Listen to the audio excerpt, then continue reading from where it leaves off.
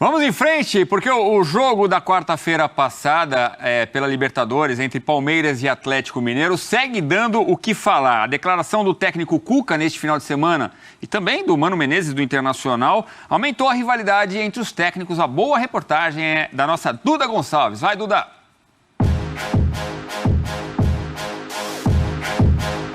A briga entre treinadores brasileiros e estrangeiros chegou até o técnico Mano Menezes no último domingo. Vamos ter a possibilidade de trabalhar um pouco melhor as construções das jogadas, as posturas diferentes da equipe quando o adversário está com linhas baixas. Vocês já ouviram uma aula semana aí passada que tem que botar gente dentro do bloco, não pode só jogar por fora do bloco. Então vamos trabalhar isso, é necessário. Mas tudo começou na quarta-feira, no jogo entre Palmeiras e Atlético, nas quartas de final da Libertadores. O time paulista teve Danilo e Gustavo Scarpa expulsos e nos pênaltis se classificaram. Ao fim da partida, Abel Ferreira expôs os erros de estratégia de Cuca. O Cuca é um treinador extremamente experiente, com muitos títulos. Ele seguramente, quando vir este jogo, ele vai perceber que tinha muita gente por fora do nosso bloco. Tinha 7 jogadores, por fora do nosso bloco, por fora. E tu tens que ter gente por dentro para poder atacar a nossa linha. Ele tinha o ponta, os 2 pontas por fora, os 2 laterais abertos, os zagueiros ainda por trás e poucos jogadores dentro do nosso bloco. Os dias passaram, mas Cuca não esqueceu as palavras de Abel e rebateu o treinador português. Quando você está vencendo, né, tudo que você faz é perfeito, é bonito, é maravilhoso.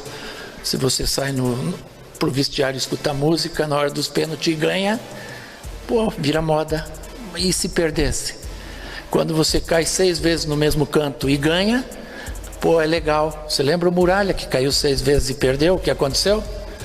Quando você tem 2 jogadores expulsos, não passa nada, porque a cabeça é fria. Mas não foram cabeça fria. Podia ter quebrado um jogador expulso. Se a derrota vem para eles nesse jogo, vocês estavam cobrando as 2 expulsões, as 6 caídas do goleiro no mesmo canto, o treinador que não ficou para os pênaltis, etc. e tal. Mas quando se ganha, tudo é perfeito. Parabéns pro Abel.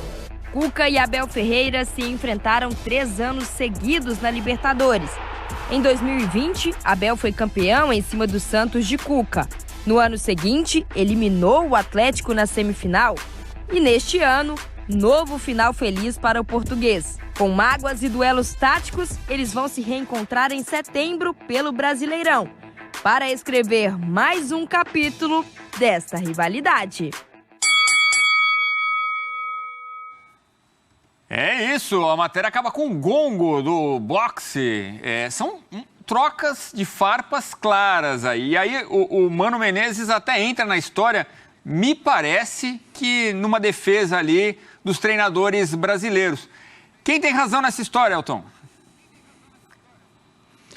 Olha, Edu, é uma situação que a gente pode analisar de diversos olhares, né, com diversos olhares.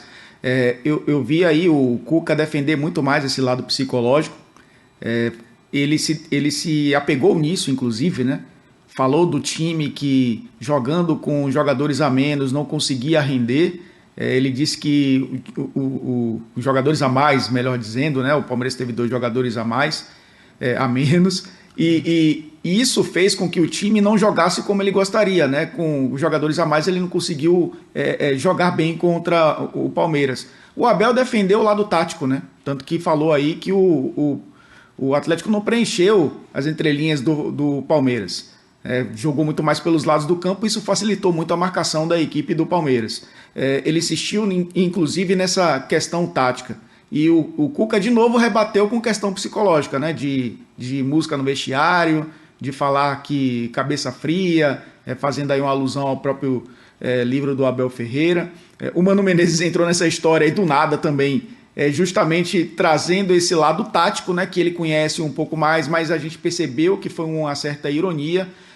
O que eu vejo, Edu, é que a gente... muitas vezes abre mão de falar dessas questões táticas, né? O técnico brasileiro fala pouco sobre isso, talvez porque é pouco instigado. Muita gente não gosta de fazer esse tipo de pergunta em coletiva, mas assim, o técnico fala, sei lá, dá 10 respostas, 1 ou 2 poderia ser sobre a questão tática, de como ele tentou colocar a equipe dentro de campo, distribuiu essa equipe, como tentou enfrentar o adversário. Esses diálogos seriam muito mais naturais, a gente não estaria estranhando o que o Abel Ferreira disse. Porque o que o Cuca fala é o que a maioria dos técnicos brasileiros falam, né? Se apegam muito mais a essa questão que não é a questão tática, porque não são instigados a isso. E veja um pouco também, Edu, acho que é uma discussão um pouco mais à frente, um pouco mais aprofundada, é a questão da saúde mental dos treinadores, que eu acho que é algo que precisa ser discutido também. Os técnicos muitas vezes eram aquelas fortalezas, aqueles caras que não subiam o tom, e a gente tem visto muito isso, não só no Brasil, né? A gente tem visto em várias oportunidades os treinadores se excedendo bastante. E isso tem a ver muito com a pressão que o futebol tem imposto em cima desses treinadores. E muitas vezes eles saem do tom. É o que tem acontecido aí nos últimos dias aqui também no futebol brasileiro. Pois é, a gente mostrou a discussão entre o Conte e o Tuchel, né? Chelsea e Tottenham, se pegaram ali com um princípio ali de conflito mesmo, assim, fisicamente se encostaram a mão, né? Mas assim, Elton, para fechar esse assunto, então, os dois têm ali suas doses de razão, mas esse tipo de troca de farpas ajuda o futebol ou não colabora em nada? Eu acho que só a gente estar discutindo isso, de quais narrativas os técnicos acabam buscando para justificar suas vitórias ou suas derrotas, eu acho que já é um ponto para a gente discutir o que pode ser feito daqui para frente. Eu acho que cada um tem sua razão, eu acho que todos subiram o tom, inclusive. O Cuca levou muito para o lado da derrota, mais uma derrota para o Abel. O Abel se sentiu talvez aí, digamos, menosprezado por conta do futebol apresentado com 2 jogadores a menos.